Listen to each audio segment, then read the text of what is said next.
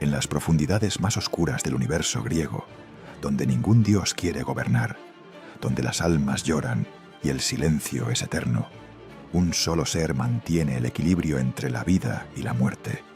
No es Zeus, el rey infiel, no es Poseidón, el temperamental, es Hades, el dios olvidado, el hermano rechazado, el único que nunca rompió un juramento. Mientras los dioses del Olimpo seducían mortales, traicionaban aliados y destruían ciudades por capricho, él permanecía en su trono de obsidiana, aplicando la única ley que nadie más respetaba: la justicia absoluta. Pero su historia no comenzó en el inframundo. Comenzó con una traición que definiría su destino para siempre. Esta es la historia del dios más justo del Olimpo, y nadie lo sabe. Bienvenidos al canal Más allá del archivo.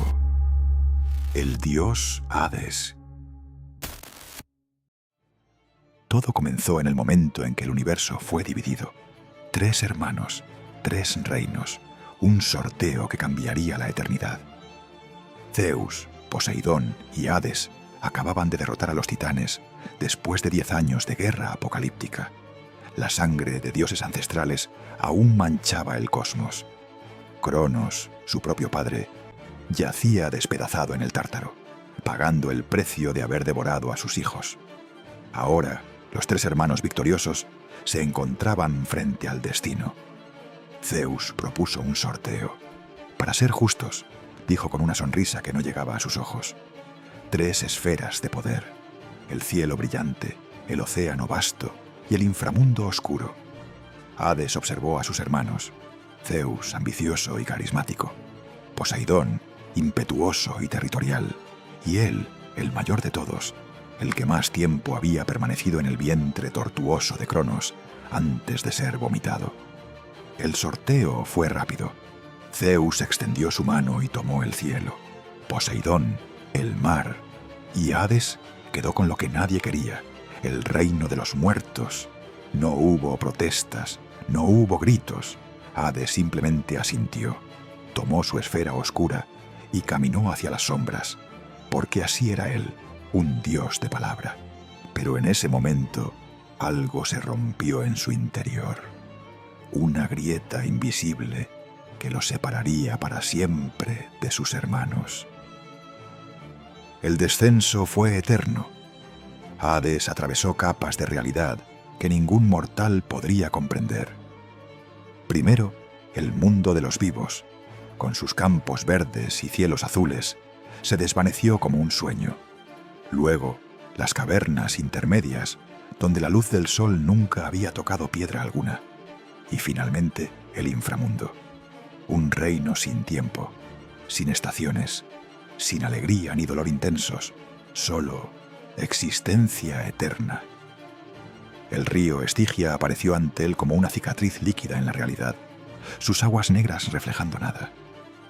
Caronte, el barquero, lo esperaba con su barca de huesos. No dijo palabra, no hacía falta. Hades cruzó en silencio, observando las almas que flotaban sin rumbo, esperando juicio. Millones de ellas, todas las que habían muerto desde el inicio de los tiempos, y ahora eran su responsabilidad. Cuando llegó al corazón del inframundo, encontró un palacio abandonado, paredes de obsidiana que absorbían la luz, columnas talladas con escenas de muerte y renacimiento, un trono vacío que esperaba a su nuevo rey. Hades se sentó. El peso del reino cayó sobre sus hombros como una montaña invisible, y en ese instante tomó una decisión que lo definiría para siempre. Si iba a gobernar este reino maldito, lo haría con perfecta justicia, sin favoritismos, sin corrupción, sin excepciones, ni siquiera para sí mismo. Hades estableció 3 leyes absolutas que gobernarían su reino. Primera ley: toda alma sería juzgada por sus acciones en vida, sin importar su linaje, riqueza o conexiones divinas. Los héroes no recibirían privilegios. Los reyes no comprarían clemencia. El hijo de Zeus sería juzgado igual que el mendigo de Atenas. Segunda ley, ninguna alma podría abandonar el inframundo una vez juzgada. La muerte era final, absoluta. Ni ruegos, ni lágrimas, ni amor podría quebrar esta barrera. Tercero, él mismo seguiría estas reglas, sin excepciones. Esta última ley fue la más radical, porque Hades acababa de atarse con cadenas que ni Zeus ni Poseidón aceptarían jamás. Mientras sus hermanos podían cambiar las reglas según su capricho, seducir mortales prohibidas, destruir ciudades por venganza personal, Hades se había convertido en prisionero de su propia justicia. Los otros dioses se burlaban en silencio. El tonto de Hades y sus reglas, murmuraban en los banquetes del Olimpo. Pero algo extraordinario sucedió. Las almas comenzaron a confiar en él. Mientras Hades construía un reino de orden perfecto, Zeus convertía el Olimpo en un teatro de caos divino. Las diferencias entre los hermanos no podían ser más extremas. Zeus seducía a mortales casadas, transformándose en toros, cisnes, lluvia dorada. Destruía familias por placer. Hera, su esposa, se consumía en celos eternos, castigando a las amantes inocentes mientras Zeus reía. Prometeo fue encadenado a una roca, su hígado devorado diariamente por un águila, simplemente por desafiar la vanidad de Zeus. Ixión fue atado a una rueda de fuego por toda la eternidad por un malentendido. La justicia de Zeus era caprichosa, impulsiva, cruel.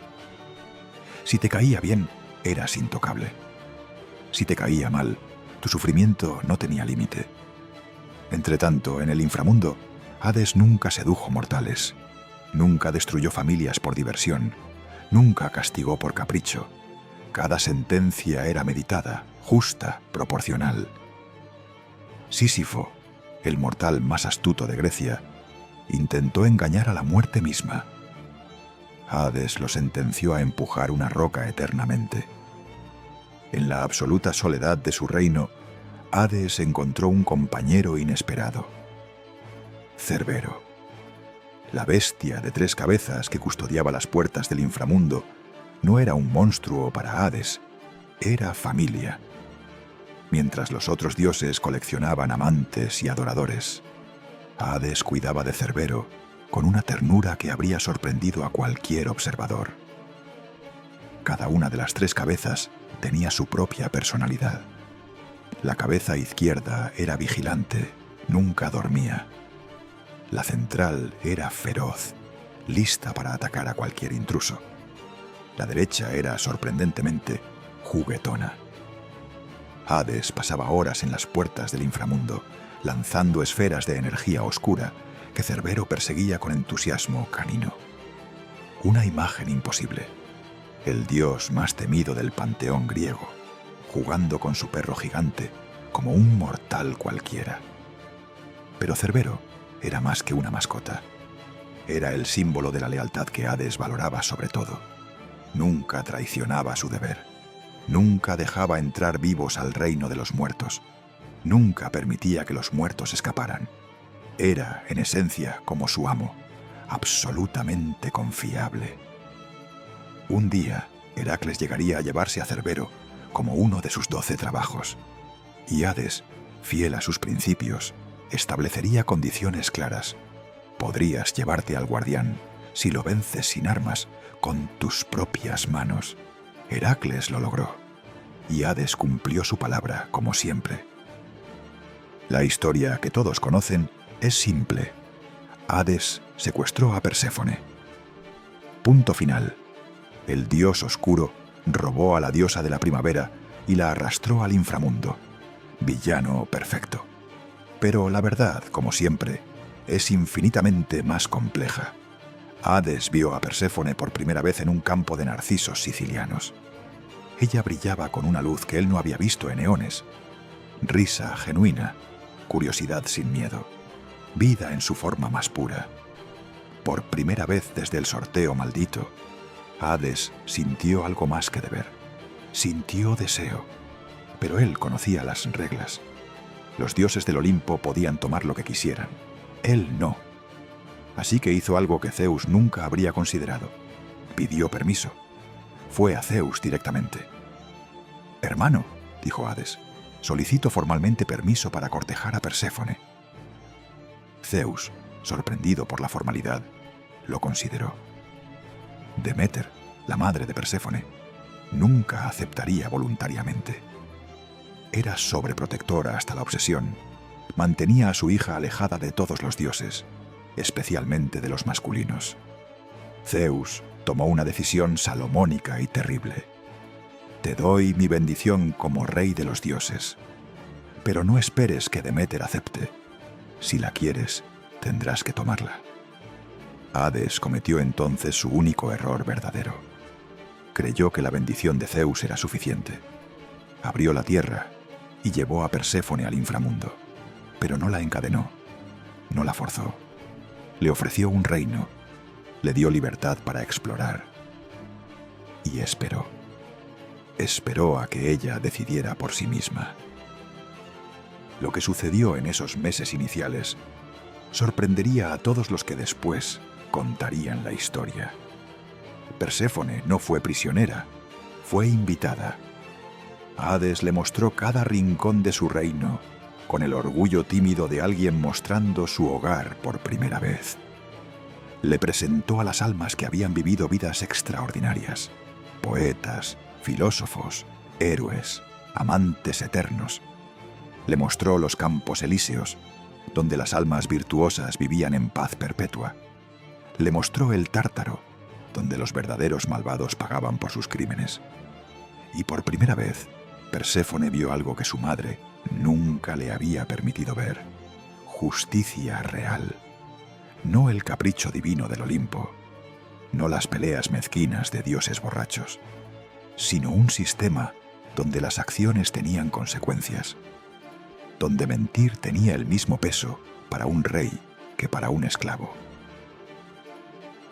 El mundo de arriba se estaba muriendo. Cuando Deméter descubrió que su hija había desaparecido, su dolor se convirtió en apocalipsis. La diosa de la cosecha dejó de cumplir sus funciones. Los cultivos se marchitaron. Los árboles perdieron sus hojas y nunca volvieron a brotar. El ganado moría de hambre. Los niños lloraban con estómagos vacíos. El primer invierno de la humanidad no fue una estación natural. Fue el grito de agonía de una madre rota. Deméter recorrió el mundo buscando a Perséfone, preguntando a cada dios, cada ninfa, cada mortal. Nadie sabía nada, o no se atrevían a decirlo, hasta que Helios, el dios del sol que todo lo ve, finalmente confesó. Hades la tomó con el permiso de Zeus.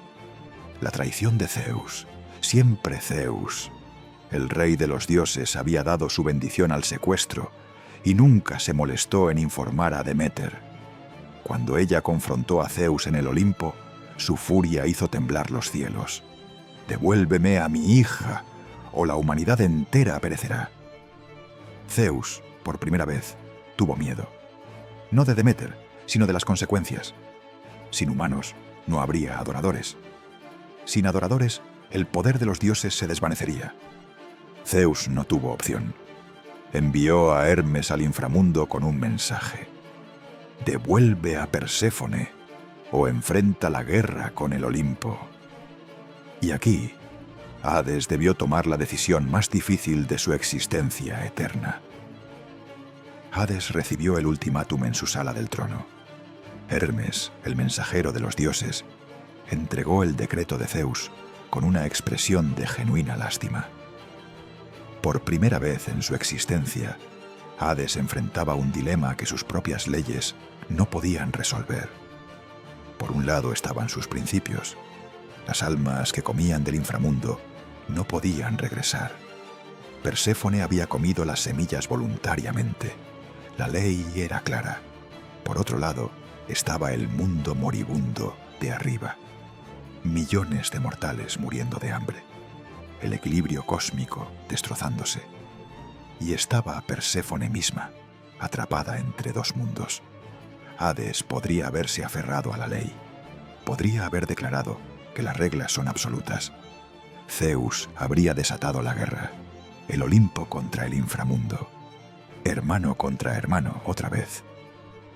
Pero Hades vio algo que Zeus nunca vería. Vio que la justicia verdadera a veces requiere flexibilidad. Que las reglas existen para servir al equilibrio, no para destruirlo. Entonces hizo algo revolucionario. Propuso un compromiso. Perséfone comió 6 semillas, declaró ante Hermes. Por lo tanto, pasará 6 meses aquí, 6 meses arriba, cada año, para siempre. Era la solución perfecta. Deméter tendría a su hija la mitad del año. El mundo florecería durante esos meses, primavera y verano. Pero cuando Perséfone regresara al inframundo, Deméter lloraría y el mundo se cubriría de otoño e invierno. Las estaciones nacieron de la única vez que Hades dobló sus propias reglas. No las rompió, las adaptó y salvó 2 mundos en el proceso. El primer regreso de Perséfone al mundo de arriba fue como un milagro. Cuando ella emergió de las profundidades, cada paso hacía florecer el suelo muerto. Las flores brotaban donde sus pies tocaban tierra. Los árboles estallaban en hojas verdes. Los pájaros regresaban cantando. Deméter corrió a abrazar a su hija con lágrimas de alivio. Los mortales celebraron durante días. La gran hambruna había terminado. El mundo volvía a vivir. Pero 6 meses después, cuando llegó el momento de que Perséfone regresara al inframundo, algo extraordinario sucedió. Ella no fue arrastrada. Ella eligió regresar. Porque durante esos 6 meses arriba se había dado cuenta de algo fundamental. Amaba a Hades. Mientras Zeus coleccionaba amantes como trofeos y Poseidón seducía ninfas en cada océano, Hades y Perséfone establecieron algo revolucionario en el panteón griego: un matrimonio fiel. No existió ninguna amante del inframundo, ninguna ninfa escondida, ningún hijo ilegítimo nacido de aventuras secretas. Hades, el dios que podría tomar cualquier alma que quisiera, que reinaba en un reino sin testigos ni consecuencias, se mantuvo absolutamente leal a su esposa. Esto no era debilidad, era la demostración definitiva de su carácter. Zeus justificaba su infidelidad con naturaleza divina. Poseidón la llamaba pasión. Pero Hades demostró que esas eran excusas, que un dios podía mantener un juramento, que el poder no debía corromper. Perséfone, por su parte, descubrió que tenía verdadero poder en el inframundo. No era reina decorativa, era cogobernante. Cuando Hades estaba ocupado juzgando almas, ella administraba los campos elíseos. Cuando él atendía asuntos del Tártaro, ella supervisaba la transición de las almas nuevas. Juntos crearon un sistema de justicia que funcionaba con precisión divina. A lo largo de las eras, varios héroes intentaron engañar, robar o desafiar a Hades. Cada uno aprendió la misma lección. Las reglas del inframundo no se negocian. Orfeo llegó con su lira, buscando a su esposa muerta, Eurídice. Tocó música tan bella que incluso Hades lloró. Perséfone, conmovida, rogó a su esposo que hiciera una excepción. Y Hades, demostrando que el amor podía influirlo, estableció una condición. Puedes llevarte a Eurídice, pero no debes mirar atrás hasta que ambos estén en el mundo de arriba. Una regla simple, una prueba de fe. Orfeo falló en el último momento, miró atrás, y Eurídice se desvaneció para siempre. Hades no se disculpó. Las reglas eran las reglas.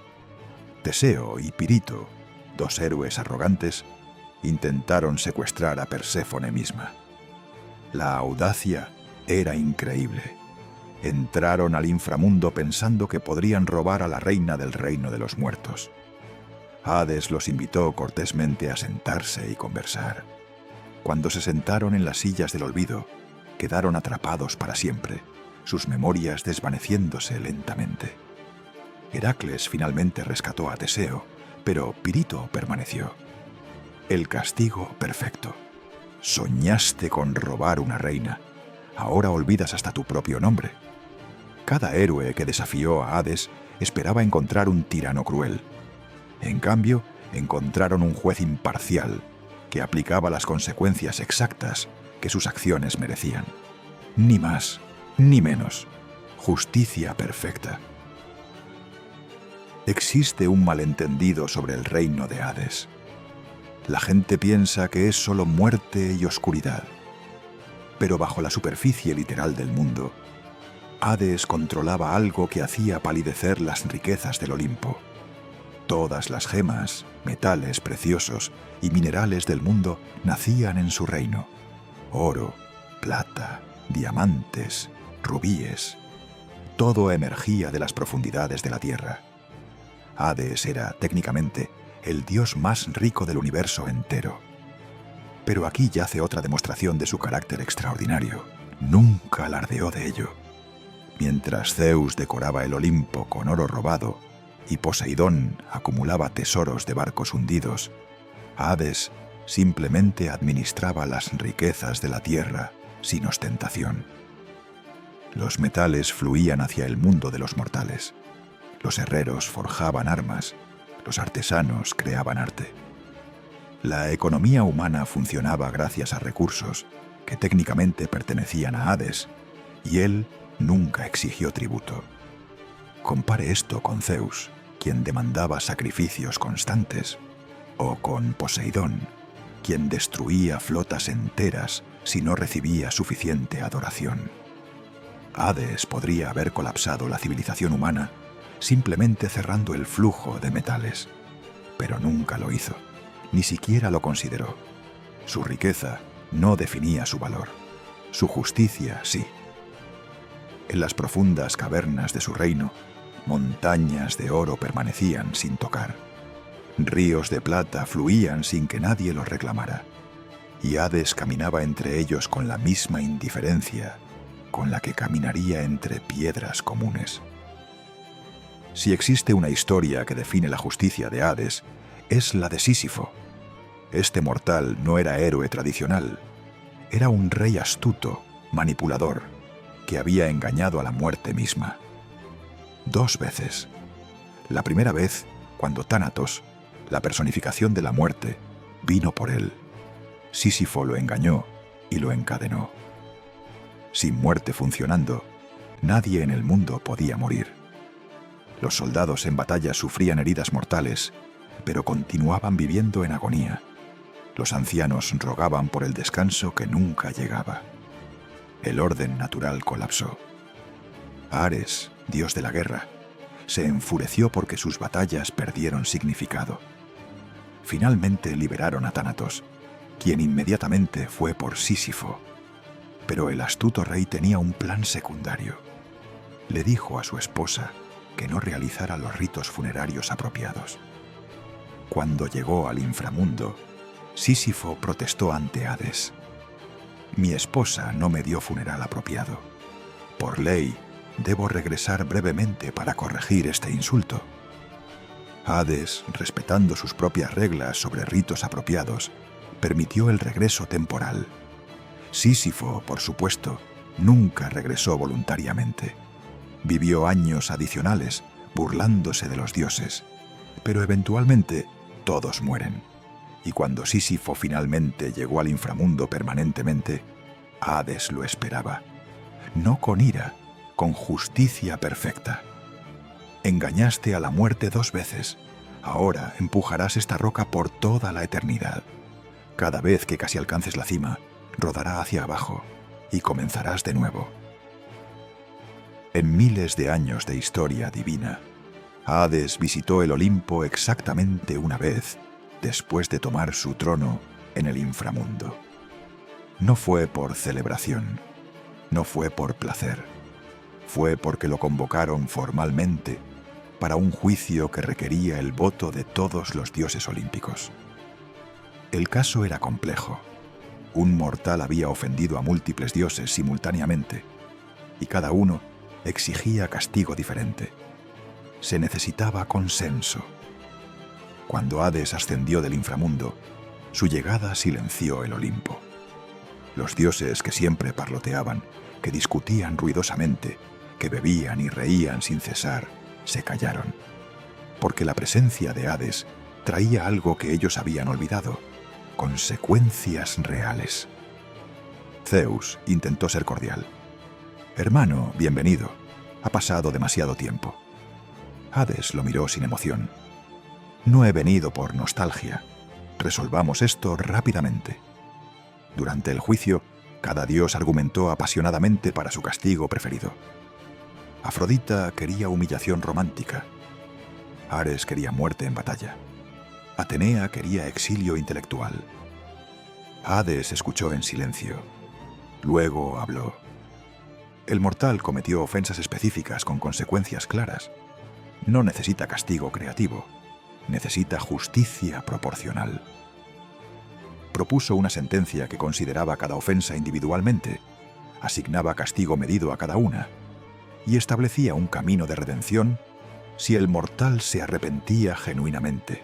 Era aburrido, era justo, era perfecto. Los otros dioses votaron a favor, no porque estuvieran de acuerdo, sino porque no podían argumentar contra lógica pura. Después del juicio, Zeus invitó a Hades a quedarse para el banquete. Hades rechazó. «Tengo responsabilidades». Y descendió de regreso a su reino, dejando el Olimpo en un silencio incómodo. Porque por un breve momento, los dioses habían recordado lo que se suponía que debían ser: no tiranos caprichosos, sino administradores de justicia. Y ninguno de ellos, excepto Hades, estaba a la altura. Han pasado milenios. Los templos antiguos se han convertido en ruinas. Los mortales que adoraban a Zeus ahora leen sus historias como mitología. El Olimpo es un recuerdo. Pero en la conciencia colectiva de la humanidad, algo extraordinario sucedió con la memoria de Hades. Mientras las historias de Zeus se cuentan con vergüenza por sus violaciones y traiciones, mientras Poseidón es recordado por su temperamento destructivo, Hades ha experimentado una reivindicación cultural. Los mortales modernos, miles de años después, finalmente entienden lo que los antiguos no pudieron ver. Hades no era el villano. Era el único héroe verdadero del panteón. Creó un sistema de justicia perfecto en un universo de caos divino. Mantuvo su palabra cuando todos los demás la rompían. Respetó a su esposa cuando todos los demás veían a las mujeres como propiedad. Aplicó las reglas equitativamente cuando todos los demás jugaban favoritos. Su única acción cuestionable, llevar a Perséfone al inframundo, se hizo con permiso del rey de los dioses y resultó en un matrimonio genuinamente amoroso que creó las estaciones mismas. En el silencio eterno de su trono de obsidiana, Hades continúa su trabajo, juzgando almas, manteniendo el equilibrio, cumpliendo su deber sin queja ni drama. Mientras Zeus es recordado como el adúltero serial, Hades es reconocido como el dios que entendió algo fundamental. El verdadero poder no es la habilidad de romper las reglas, es la fuerza para seguirlas cuando nadie te está vigilando. Es la sabiduría de saber que justicia y misericordia no son opuestos, sino socios en el equilibrio del universo. Esta es la paradoja final de Hades. El dios del inframundo, del lugar más oscuro de la existencia, resulta ser la luz moral más brillante del Olimpo.